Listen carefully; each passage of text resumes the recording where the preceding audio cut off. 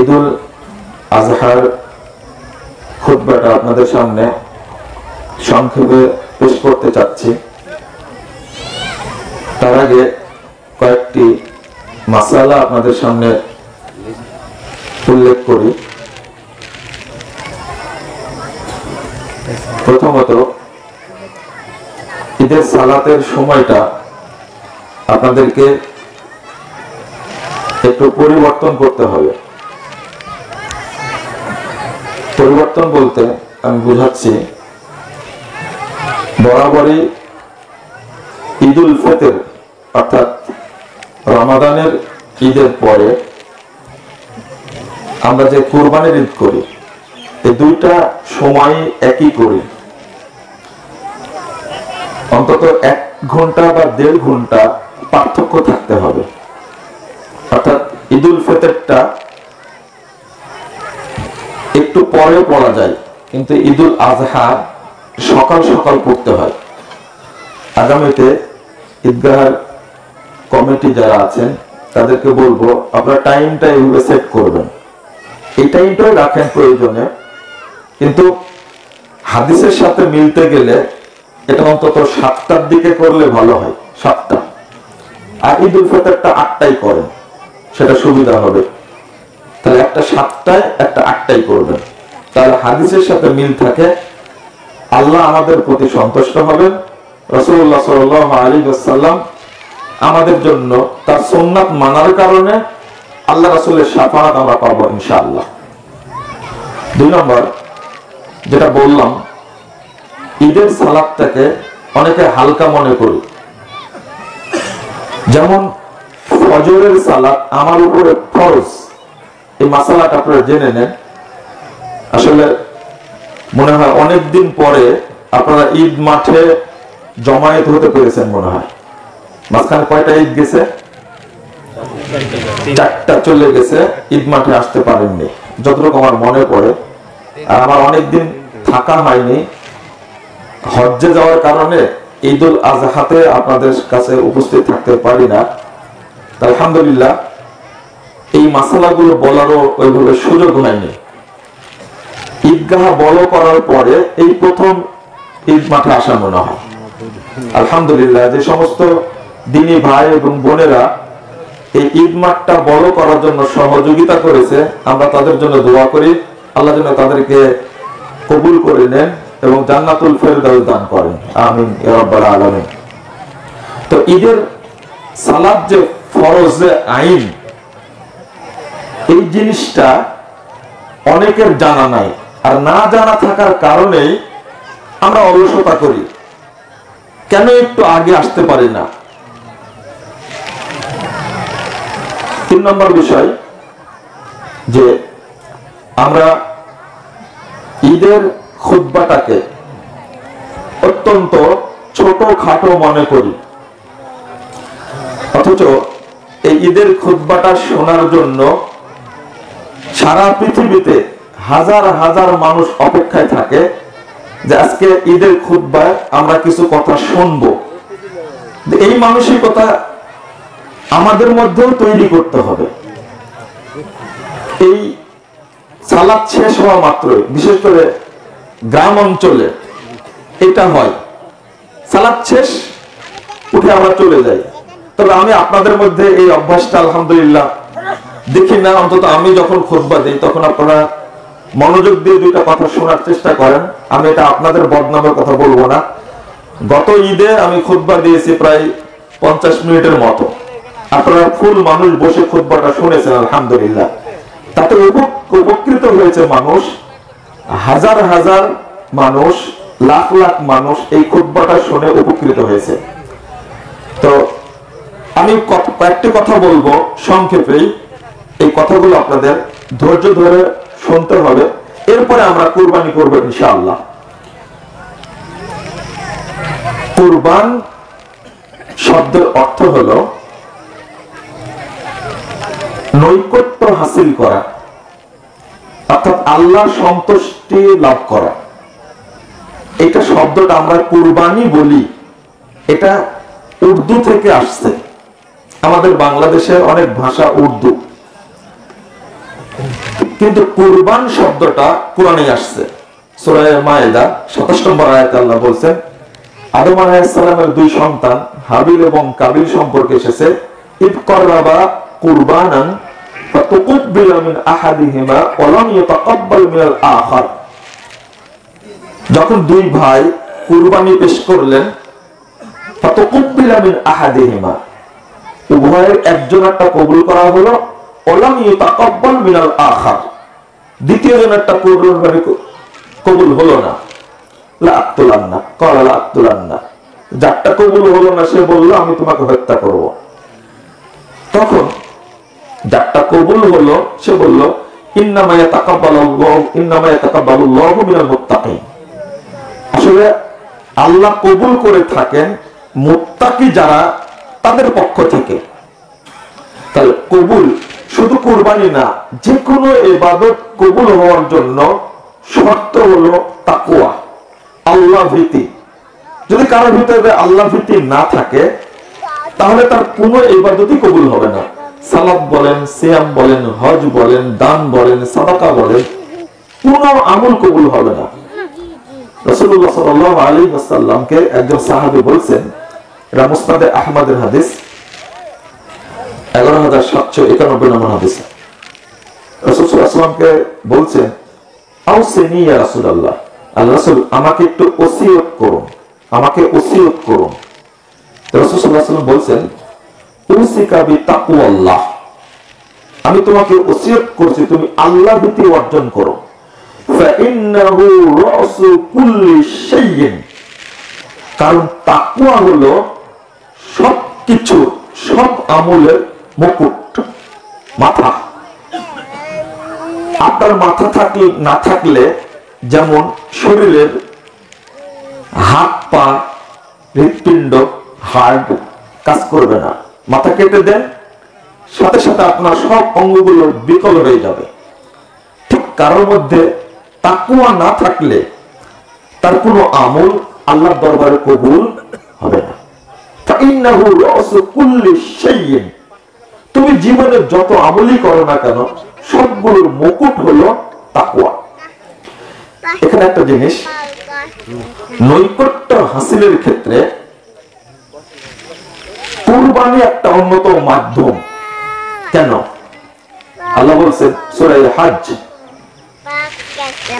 32 নম্বর আয়াত, ওয়া ইউআযযিম শাআইরাল্লাহ ফাইন্নাহা মিন তাকওয়াল কুলুব। আল্লাহ বলছেন আপনারা তো খাসি কুরবানি করেন, গরু কুরবানি করেন, মনে করেন যে সেটা গরু, মনে করেন এটা একটা খাসি, আর কিছু মনে করেন না। কিন্তু আপনাদের একটা জিনিস জানতে হবে, শাআইরাল্লাহ, কুরবানির গরুটা শুধু গরুই না, খাসিটা শুধু খাসি না, শাআইরাল্লাহ, এটা আল্লাহর নিদর্শন। এজন্য আল্লাহ উটকে এমন একটা বোধ শক্তি দিয়েছে, উট বৃদ্ধ হলে সে চায় যে আমাকে কুরবানি করুক।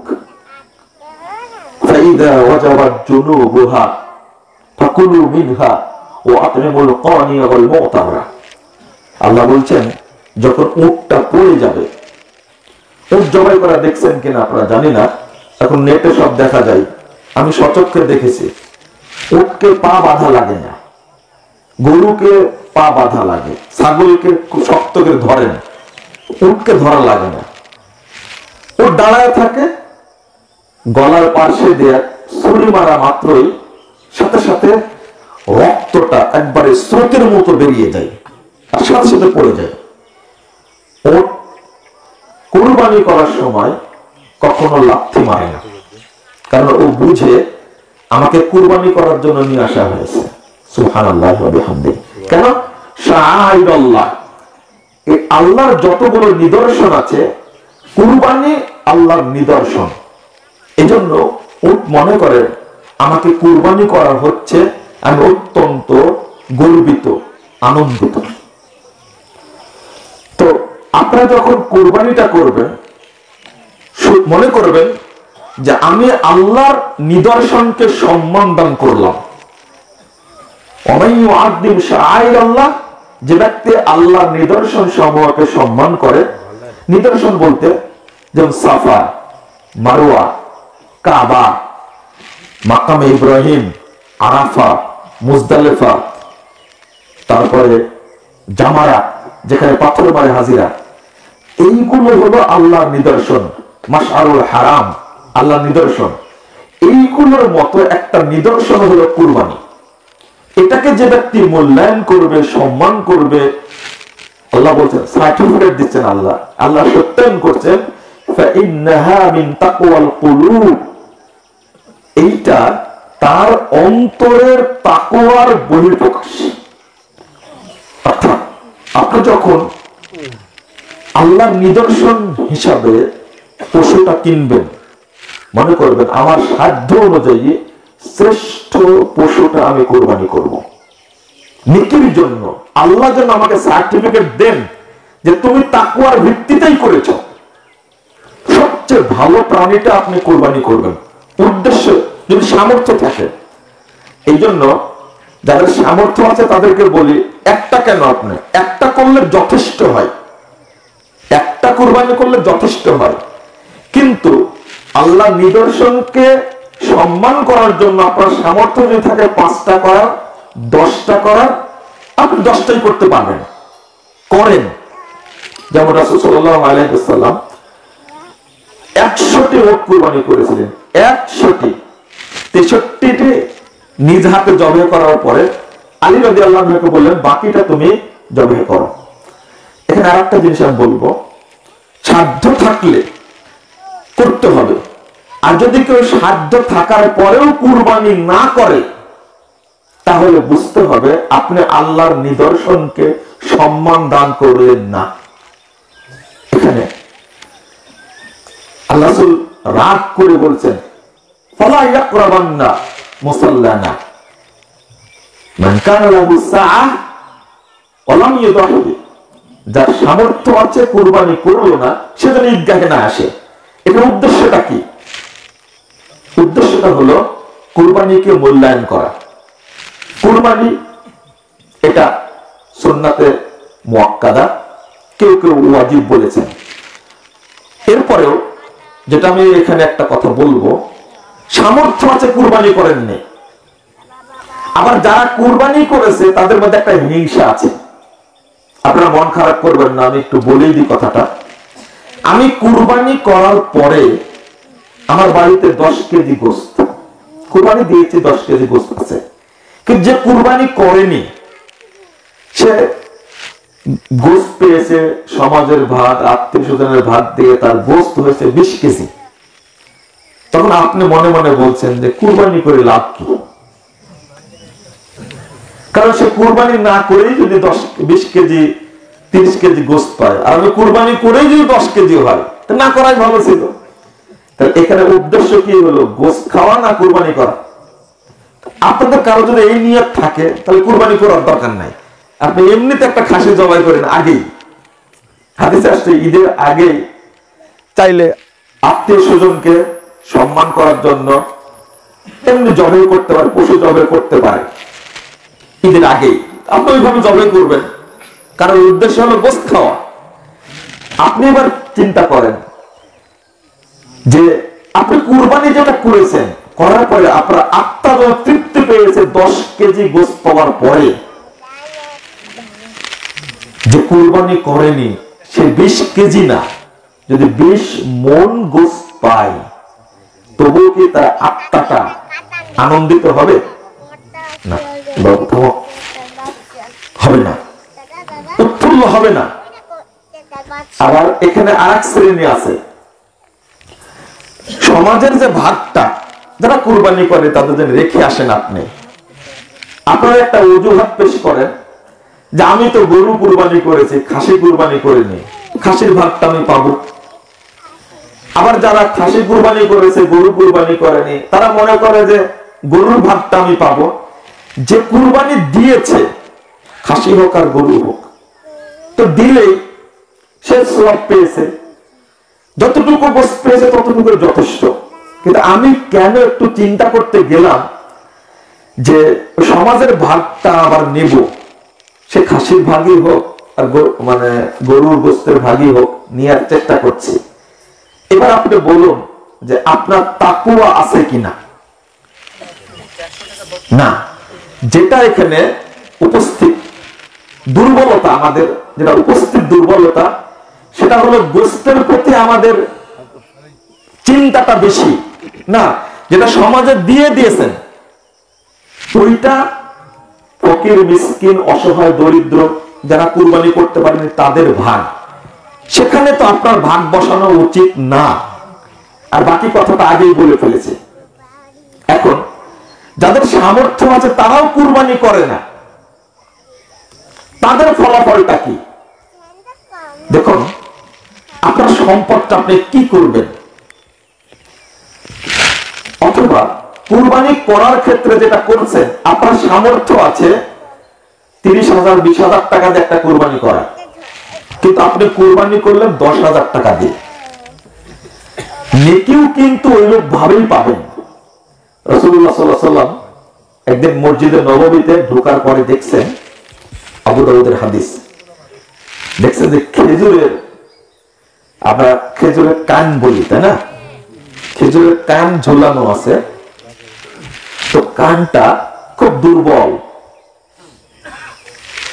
আল্লাহ রাসূল বলছেন, লাউ শাআ রব্বু হাদিহি, এই কানের মালিক চাইলে ইউসাদদিকু বিআতিয়াবা মিনহা, এর চেয়ে ভালো খেজুরটা দিতে পারত। হাদিসটা শুনবেন। আল্লাহ রাসূল ফাতাআনা বিআসা, আল্লাহ রাসূলের হাতে লাঠি ছিল, লাঠি দিয়ে খেজুরের কানকে এইভাবে আঘাত করছেন।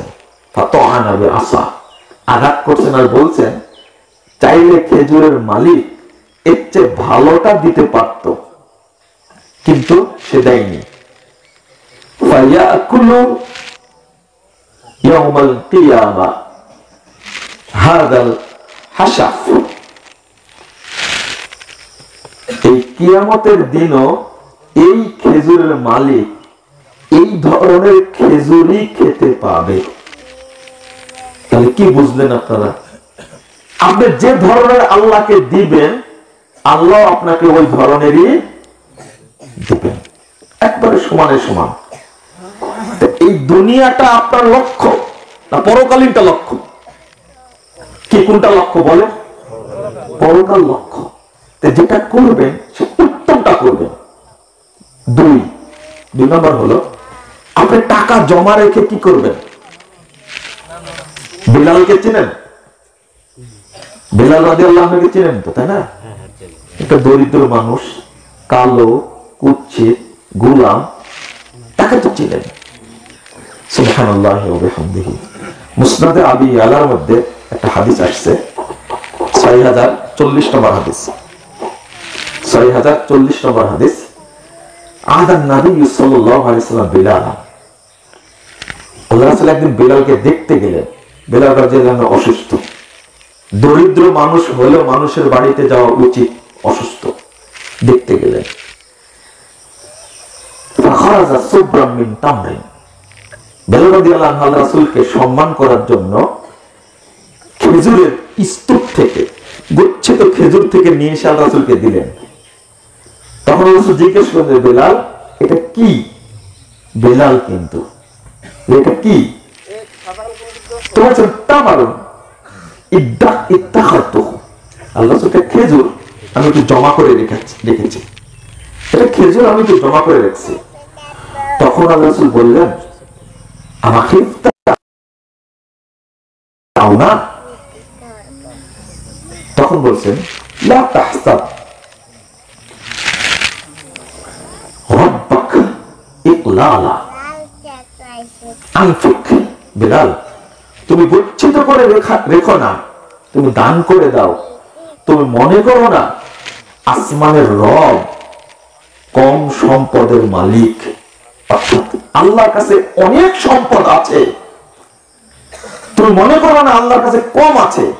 তুমি দান করো, আল্লাহ তোমাকে অনেক দান করবেন, কিন্তু গচ্ছিত করে রাখো না, জমা করে রাখো না। ব্যাংকে, বাড়িতে হাজার হাজার লাখ লাখ কোটি কোটি টাকা। একজন ব্যক্তি টাকা জমা আছে 500 কোটি টাকা শুধু এফডিআর করা আছে। সে মন্ত্রীও না, এমপিও না, বড় কোনো আমলাও না, একজন সাধারণ ব্যবসায়ী। তার এফডিআর করা আছে মাত্র 500 কোটি টাকা। তাহলে ও মালিক কত কোটি টাকা। কিন্তু আল্লাহর ক্ষেত্রে দানের জন্য তার হাত এত সংকীর্ণ, আল্লাহকে দিতেই চাই না। তাহলে ও কি বেলাল রাদিয়াল্লাহু আনহুকে যদি আল্লাহ রাসূল বলেন, আমা তাসমাউ বুখারা জাহান্নাম, বেলাল তুমি যে গচ্ছিত করে রাখছো, তুমি কি জাহান্নামের আগুনের শব্দ কি বুখার, তাপ, তাপ, এই তাপটা কি শুনতে পাও না? জাহান্নামের তাপ এত কঠিন। বেলাল রাদিয়াল্লাহু আনহু একজন দরিদ্র মানুষ, 2টা খেজুর জমা করে রেখেছেন, হয়তো এই ভয়ে করছেন 2 দিন পরে আমি কি খাবো। একজন দরিদ্র মানুষকে আল্লাহ রাসূল এই কথা বললেন। তাহলে আমাদের সামর্থ্যের ক্ষেত্রে আমরা কি বলবো? এই টাকা পয়সা কি হবে, ধন সম্পদ কি হবে, একদিন চলে যাব। কুরবানিটা করতে পারছে না। আপনি যদি 6 মাস আগে কুরবানিটা কিনে রাখেন, দাম পড়বে মাত্র 6 থেকে 7,000 টাকা, 6 থেকে 7,000 টাকা, অথবা 8,000 টাকা, না হলে 10,000 টাকা। ওই কুরবানিটা 6 মাস পরে করবে, তার দাম হবে তখন 20-22,000 টাকা। খাসিটা তখন বড় হবে। আর প্রত্যেক পরিবারে একটা করে কুরবানি দেওয়াটা উত্তম।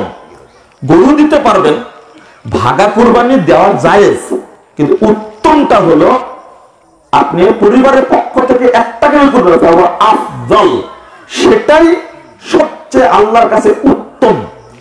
তো আমি এখানে যেটা বলবো আপনাদেরকে, কুরবানি না করে আপনি এই মাসের ফজিলত থেকে বঞ্চিত হবেন না। শেষে যে বিষয়টা আপনাদের কাছে উপস্থাপন করব সেটা হলো, আসুন এই গরু কুরবানির পাশাপাশি, খাসি কুরবানির পাশাপাশি নিজের আত্মাটাকেও কুরবানি করি, নিজের জীবনটাকে কুরবানি করি। কার জন্য? আল্লাহর জন্য। যেটা করেছিলেন ইব্রাহিম আলাইহিস সালাতু ওয়াস সালাম, যেটা করেছিলেন ইসমাঈল আলাইহিস সালাতু ওয়াস সালাম, এখানে হলো কুরবানির মূল জিনিস। আমরা কিন্তু আল্লাহ রাব্বুল আলামিনের কাছে নিজেকে সঁপে দিতে পারি না। যেমন ইসমাঈল আলাইহিস সালাম বলেছিলেন কি, যখন বাপ বললেন ইয়া বুনাইয়া ইন্নী আরা ফিল মানাম আন্নী আযবাহুক, বেটা আমি স্বপ্নে দেখছি তোমাকে জবাই করছি, ফানজুর মাযা তারা, তুমি কি মনে করো, মতামত ব্যক্ত করো।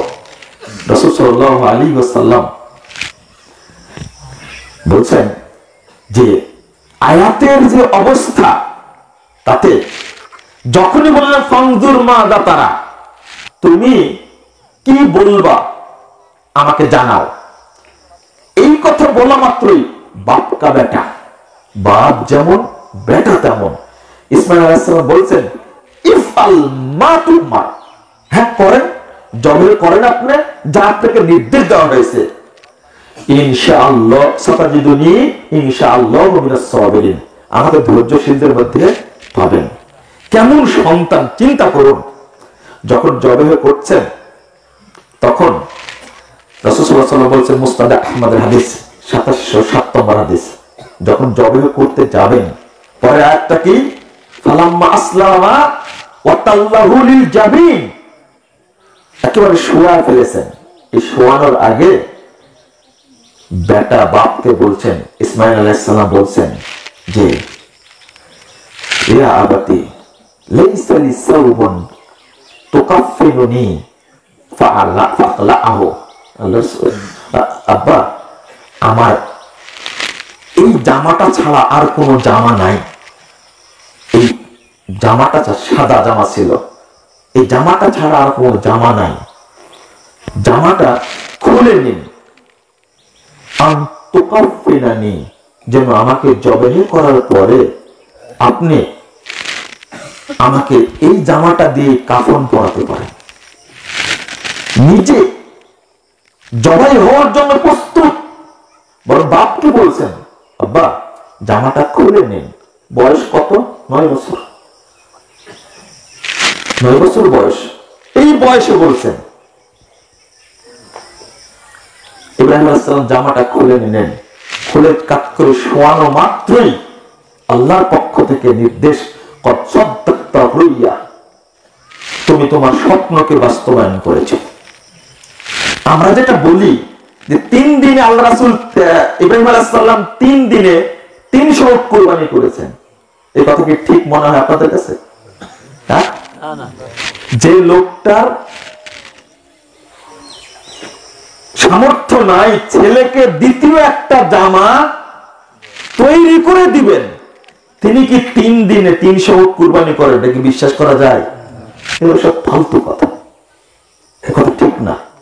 চিন্তা করেন, যখনই এই আয়াত নাজিল হয়ে গেল, পাশে থেকে দেখছেন একটা শিংওয়ালা দুম্বা, তখন বেটাকে জড়িয়ে ধরে বলছেন, আল-ইয়াউমা বুহিতা লি, বেটা এর আগে আল্লাহ উপহার দেয়নি, আজকে তোমাকে উপহার হিসাবে আমার কাছে পেশ করা হয়েছে, এর আগে পাইনি। যেমন পিতা তেমন পুত্র। তো এইভাবেই নিজেকে কুরবানি করার নামই হলো কুরবানির প্রকৃত তাৎপর্য। আপনাকে মনে করতে হবে জিনিসটা, জানা আমি আমার অন্তরটাকে কুরবানি করব। কার জন্য? আল্লাহর জন্য। কারণ বলেন না, ইন্না সলাতি ওয়া নুসুকি ওয়া মাহইয়ায়া ওয়া মামাতি লিল্লাহি রাব্বিল আলামিন। বলেন তো আমার সাথে, ইন্না সলাতি ওয়া নুসুকি ওয়া মাহইয়ায়া ওয়া মামাতি লিল্লাহি রাব্বিল আলামিন। নিশ্চয় আমার সালাত, আমার কুরবানি, আমার বেঁচে থাকা, আমার মরে যাওয়া সবকিছুই জগৎসমূহের প্রতিপালক আল্লাহর জন্য। এই কথা যদি বলতে পারি তাহলে আমি আপনি সফল ইনশাআল্লাহ। তো বন্ধুরা, আমি খুতবা শেষ করে দিচ্ছি। শেষে আমি আপনাদের বলতে চাই, দোয়া করতে চাই আল্লাহর কাছে, আল্লাহ রাব্বুল আলামিন যেন আমাদেরকে এই কুরবানির দিনে নিজের আত্মাকে, জীবনকে আল্লাহর জন্য কুরবানি করার তৌফিক দান করেন, আমিন ইয়া রাব্বুল আলামিন। দ্বিতীয়ত, আমাদের এই বড় ঈদগাহে সালাত আদায় করতেন আমাদের দাদা, সবচেয়ে বয়স্ক মানুষ মুন্সি দাদা, তিনি আমাদের মাঝ থেকে চলে গেছেন। আমরা তার জন্য দোয়া করি, আল্লাহ যেন তাকে কবুল করেন। আবার না কুরবান না তিনিও চলে গেছেন, আল্লাহ যেন কবুল করেন, আল্লাহুম্মা আমিন। আরো যারা চলে গেছেন, মাদ্রাসার ছাত্র, আমি এত কষ্ট পেয়েছি। সেদিন আমি মেডিকেলে থাকার কারণে আমি জানাজা আসতে পারিনি। মাদ্রাসার ছাত্র রোহান, ছেলেটা দৌড়াদৌড়ি করতো, মানে পানিতে ডুবে মারা যাবে, হেফজখানায় পড়ুয়া ছাত্র, এটা কখনো কল্পনা করিনি। আমি দোয়া করি আল্লাহ যেন তাকে উসিলা করে আমাদের জন্য মুক্তির ব্যবস্থা করে দেন, তার পিতা মাতাকে, আত্মীয় স্বজনকে ধৈর্য ধারণ করার তৌফিক দান করেন, আমিন। আর অনেকেই আমরা হয়তো আগামী বছর পাবো না, চলে যাব, তো আপনারা ধৈর্য ধারণ করবেন।